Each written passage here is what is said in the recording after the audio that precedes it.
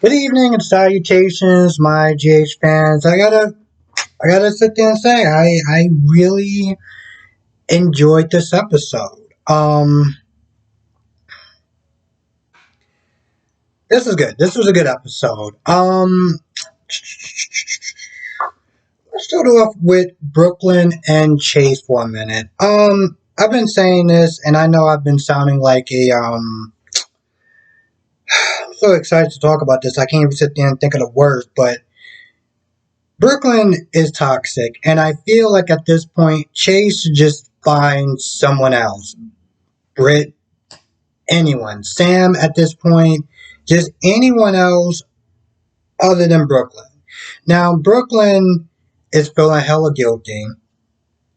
And, I mean, granted, to be fair, and I can't believe I'm actually going to sit there and compare the two. In a way, I'm kind of drawing a bit of similarities between Brooklyn and Chase and Will and Jada, and I get it. They're far different to a lot of extent because, one is married and one isn't. But, I mean, obviously, both men wound up assaulting someone on behalf of said lady. And, I mean, I know that Brooklyn is getting a hell of a lot of smoke for, Chase punching Lane. But to be fair, that was Chase's decision. Okay, he knew exactly what was at stake when he decided to put hands on Lane, and just like last time, he got baited into hitting someone and losing his job and everything like that just to get back at Brooklyn. And you would think he would learn his lesson, but with that being said, no. So now Brooklyn is sitting there like, well, I can sit there and I know exactly how to fix this. And Chase is like, all right, well, before you try to do anything that you think you're going to do, run it by me and I can sit there and tell you why this is not going to be a good idea. So Brooklyn's like, oh, I can sit there and say it was self-defense and, you came and you saved me and he was a predator and he was coming after me. And Chase is like, listen, I can't do this. First of all, I'm not going to sit there and lie. Second of all, it's probably not going to work. So we can't do whatever it is that you're thinking about doing. Now, Link is at the police station talking to Jordan, and, he's all like, oh, I want to press charges, this, that, and the third, and yada, yada, yada. He assaulted me, he have a history of doing that. Now, we can all look at this and be like, Link deserved it. Okay? Link deserved it, and then some. And I don't want to sit there and get all political or whatever, but I mean, just because he deserved it, and doesn't mean that just because she's a cop, she can just kind of let him just, well, you know what, the dude was a dick, so he got what he deserved. It's like, no, we can't be doing that. We can't be sitting there picking and choosing when a cop is allowed to just go off the beat and do what he wants because, even though he did it in defense of Brooklyn and the dude is a scumbag, we can't just let that slide. Even for somebody like him. Now afterwards, she calls in Chase and she's like, listen, I'm disappointed. This is the second time that you've done something like this involving Brooklyn. And, point blank, she's like, give me a reason why I shouldn't fight you. And I don't have anything. Now, Link goes to Kelly's and talk to Brooklyn. And, at this point, Link is like, well, yada, yada. He starts to, well, what he does is um, he talks about Brooklyn's song, another song that he sold. And apparently this one is really special to her because I guess like maybe like a cousin died or whatever. And so Link is like, yeah, well, I sold it to try not to laugh. He literally said, I sold it to a commercial, a toilet paper commercial. And I'm like, yeah, you really did deserve that punch in the face, but I'm not going to lie. That is kind of funny. I mean, I get it. You know, she sung it for. Wow, this is really bad. Hold on. Hmm. Yeah, I was not redoing this again. um, so Brooklyn comes over with the idea. She's like, "Listen, I'll write your songs for you if you drop the case. You got the silver suit, all that. You make you go away, and I'll sit in and I'll song for you." And honestly, tell you the truth, I really thought that was gonna work. But Lank was like, "Nah, this is just the point of it. Like, I want that dude fire. I want his career done." And he walks off, and I'm like,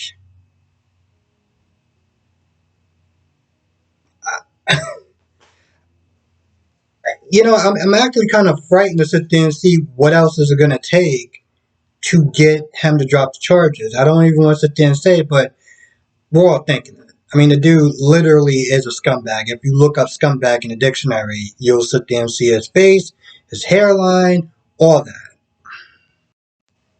All right, so let's talk about the Metro Court scene. So you got Carly, you got Olivia, and you got Valentine just chilling by the poolside, cool as a cucumber, sitting pretty. Um, Now Carly, okay, I know Carly is kind of a mixed bag. There's a lot of people that don't like her. Well, to be honest, they actually hate her. And then there's a lot of people that do like her. And here's the thing. I like Carly. I do. I I do remember that clip, that DC Sanctuary show where Carly was going in on Robin. And Carly said something that not only would not fly today. I'm surprised it flew in the early 2000s. This is when she got in Robin's face talking about, well, I can give him something that you can't because you got AIDS. And I was like, whoa, whoa, whoa, lady, Jesus. I mean, I felt like that line was just, and the way she said it, after she said it, she was like, yeah, I said it. And I'm like, wow. Like, I just wonder how she felt. Like, I wonder how the actress felt after saying that line. Now, with that being said, I bring up the love and hate part about Carly because I'm like, Carly literally said that, she's like, she got, because they're talking about the shareholders meeting and everything like that. And she's like, I got an interest in the company. This woman literally said that she sold, to get the capital, she sold half of her share or half of her, side of the company to a bank to get, the funds, to back Michael and Drew. And I'm like, whoa, whoa, whoa. You tell me that you sold half of your shares to the company, of your own company, well, half your company for this stock, to boost up, the capital or whatever. I'm like, Michael was literally sitting there saying from jump, don't do this. This is one thing. If you're using dad's money, you can do whatever the hell you want with it.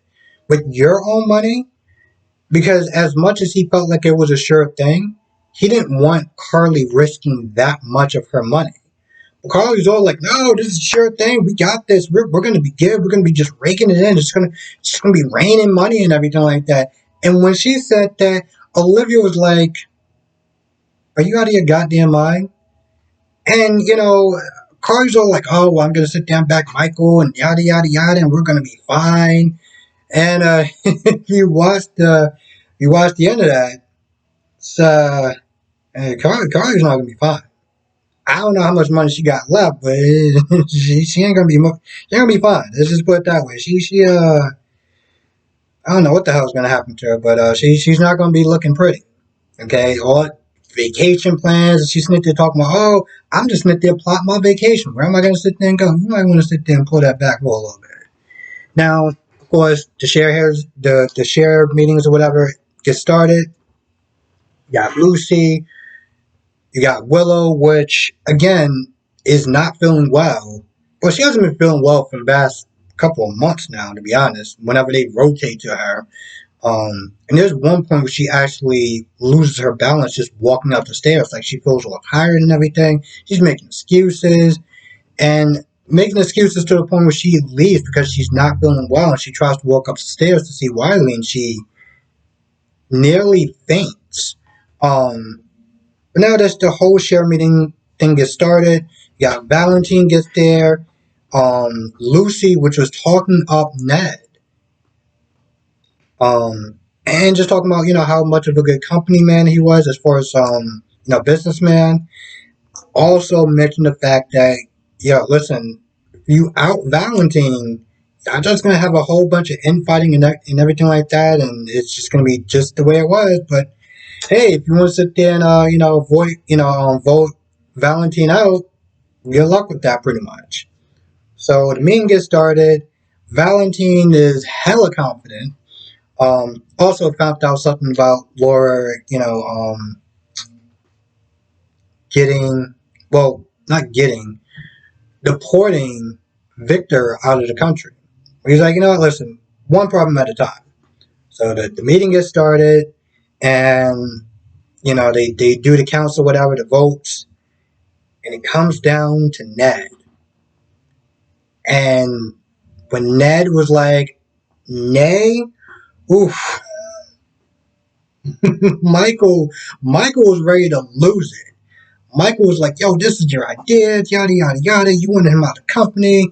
I'm like, Michael, you and Drew have been literally sitting there talking shop for months without Ned. Constantly sitting there excluding him. And he felt excluded. And you're all like, oh, well, you guys work together, and that's why you have so many little meetings and everything like that. You knew damn well how Ned felt about this whole merger. And you knew Ned felt like he was being shuffled off or whatever. But somehow you thought that you were just going to sit there and convince Ned to sit there and side with the company and side with the family. Like he really didn't see this coming. I'm literally just, even as I'm talking, just like, this guy really act like he didn't see that coming. So he said nay, and Lucy was like, nope, I'm voting with Valentine. No, I'm gonna be completely honest. I felt like even if Martin wasn't whispering, in her ear as far as, vote for Valentine, vote for Valentine, I still felt like she was gonna vote for Valentine regardless. Um, I didn't know that Lucy was married to Alan at the time.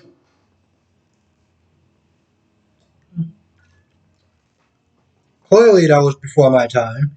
Um, but yeah.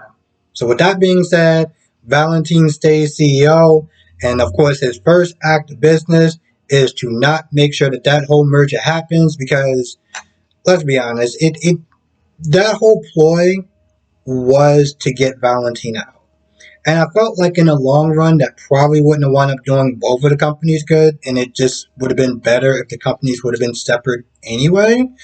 Um, so, yeah. So Valentine's in charge. Michael is upset. Drew is upset. I'm like, you realize that y'all two still have jobs, right? It's not like he's just, all right, I want you gone. I want you gone. They're all upset like they lost their jobs. I'm like, if the merger would have wound up happening and they would have had to sit there and lay off some people, how do you think they would have felt? Like, bro, at the end of the day, y'all still rich. Like, I don't feel bad for any one of y'all. Like, I really don't. I feel like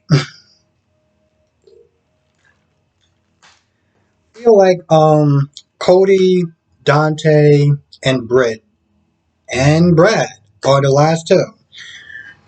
So Brad is meeting up. Well, Brad comes to Brit with a peace offering as far as like pastries and stuff like that, and they talk in the office as far as Cody is concerned.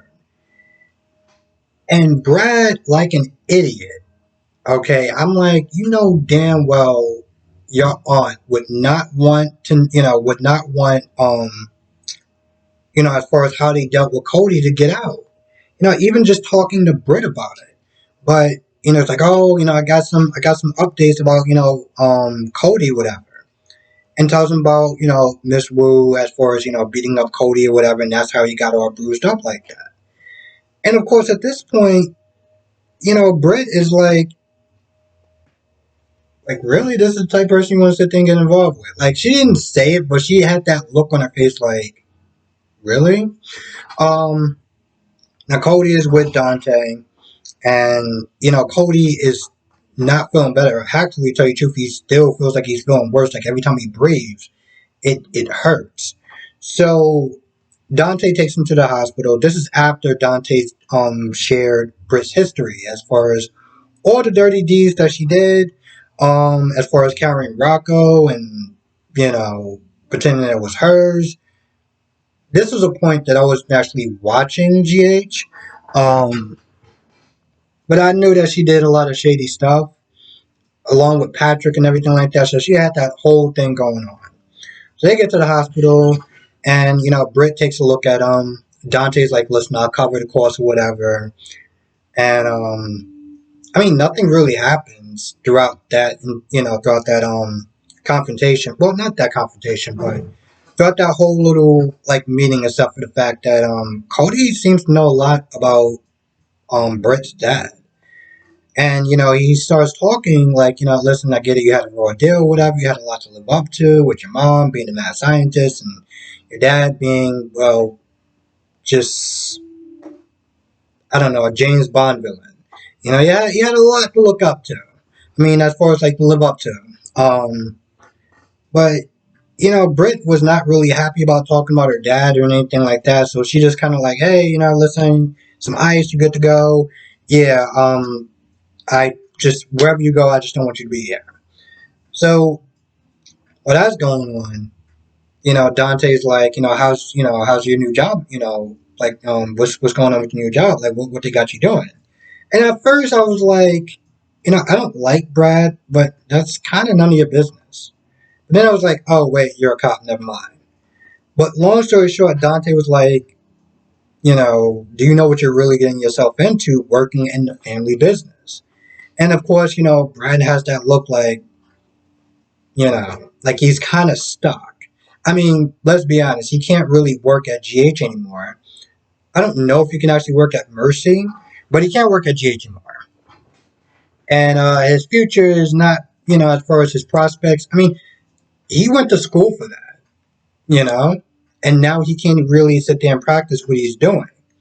Technically, he can move out and try to move somewhere else, but, good luck trying to find a job there. So he's kind of, I don't want to sit there and say he's stuck, but he feels like he's stuck.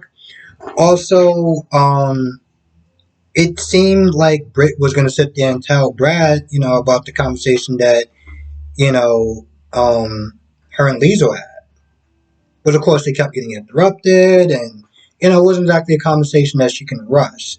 So, Brad was like, listen, you don't have to tell me now, but at some point, I'm here for you. Now, I'm very conflicted because I really do like their friendship. I really do like Britt and Brad's friendship. You know, Britt doesn't really have a lot of people she could sit there and be considered, friends or whatever, given her history, given, well, her personality. And Brad is always there for her. Ride or die, they are like, they're solid. And I can appreciate that level of friendship. Like, a level of friendship where it's like, that's your family. Not by blood, but by choice. At the same time, I'm a person that's let's just sit there and say certain transgressions are kind of hard to get over. And if you've been watching my channel for a while, you know exactly what I'm talking about. And if you're new to the channel, I'm talking about, the whole Brad trying to blackmail Michael into, having sex with him. I just think it's a scumbag move to do. No matter what gender or whatever, like, you want to sit there and try to blackmail somebody into, well, not gender, more sexuality, but just in general, the fact that he tried to do that to, you know, have a night in bed with him, you know? And that was the whole Kiki and Michael kissing thing, and later they found out I guess they weren't related or whatever, but it's something that I just feel like it's very difficult to get past. Like something that's just so sleazy, you know? So I'm very like even when Brad was going through his worst, with the whole losing a baby thing, I felt bad for him about that, but at the same time I was like, I feel bad for you, but at the same time I still really can't stand you. And I'm talking about more when Brad, lost the Willow's child. It was I feel bad for him. Um, so yeah, I feel like that's about it. I feel like I kind of covered everything. I think my random question is,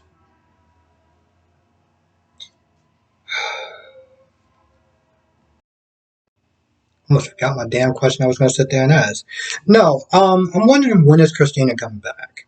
I'm wondering when is Christina coming back because I want to really sit there and hear her whole take on, her dad being with Nina and everything like that. And, because her dad, I mean, because Christina has been really like standing up and really defending Sonny and stuff like that, even as far as trying to get Carly to meet Sonny before Sonny wound up, acting like a jackass and wound up cheating on Carly with Nina. But I really want to sit there and kind of hear her whole take on it because, we all know Jocelyn's take on it. Okay. And we all know pretty much the majority of the fans' take on it. Um, but there are some people that are supportive of Sonny and Nina being together, and I'm just kind of wondering where does Christina stand at? Hmm, just double check my notes. Yeah, I think that's about it.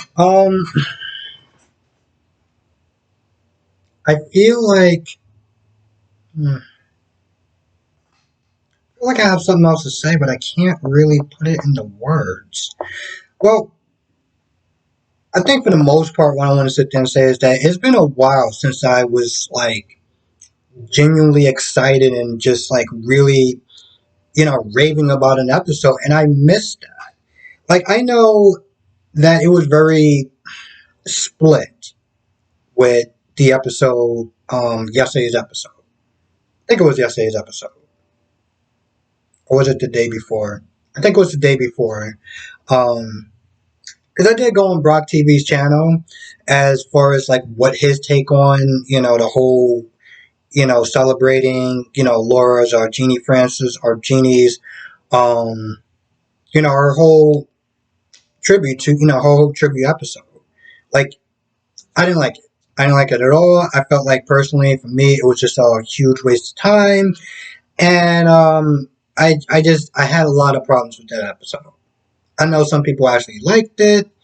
Um, there was two people that actually liked it. One of them was Brock TV, and the other one was a woman that does all four soap operas. Um, I still forgot her name. But I remember I wrote in the comment section on both of them. I was like, yo, listen, the next time I'm having issues with a particular episode, and I know I'm going to have particular issues with a particular episode, I'm like, sometimes I'm just going to sit there and be like, hey, listen, you can go to Rock TV or, her channel because I am not going to be nice about I'm not going to be nice about a particular episode. And I mean, I do want to sit there and thank people for watching my channel, watching my reviews, because there are a lot of times where it's like, we all, sometimes we all don't see eye to eye, on certain episodes. But I really do truly respect the people that will watch my videos, and even though they may not agree with my take, they'll sit there and listen to me. They'll hear me out, and I can, I appreciate that. Because I know we're all not going to sit there and see the same, perspective or whatever, and that's something that I can sit there and appreciate. Even with the other soap opera reviewers like Brock TV, DC Soap Sanctuary, and the other woman that does the four reviews. We all don't see, eye to eye on it, but I think that's what makes doing what we do, so fun and so important. Um, and just so fun again. Not so much that it's important. It's. I don't want to sit there and downgrade what I do by saying what I do isn't important, because I feel like it kind of is. I mean, it's not as important as far as, like, I don't know, name something, but I feel like it's important in its own right. Anyway, thank you for listening to me just go off on a rant for like 5 minutes. Hope everyone has a great, safe, amazing weekend. And you know what? I already did it on days, so I'm gonna sit there and do it on this one also. Just because I'm on my road to 1,000 subscribers, which it I'm still not used to that, to be honest, but I am almost there. With that being said, because I said it on days, I'm gonna sit there and say it on this one. Even though I sound like a hypocrite, because even when people will sit there and ask me to, like, when I'm watching my favorite reviewers, and I'll sit there, or my favorite YouTubers, whatever, like, if you could sit there and share this video of me a lot, just like and subscribe and share. And every time they say that, I just get kind of an attitude, and I'm just like, you know what? I'm not gonna like it just because you annoy me. And now that I'm almost up, almost to going up to 1,000 subscribers, I feel like a hypocrite. And also, if you can share it, that really would be helpful. Yeah, that would really be helpful. If you don't and you watch it, that's great too. But if you could share it, that would definitely help. So yeah, with that being said, I'm gonna go. Thank you for watching. Be safe. Limit your thoughts in the comment section below, and I'll see you in the next video.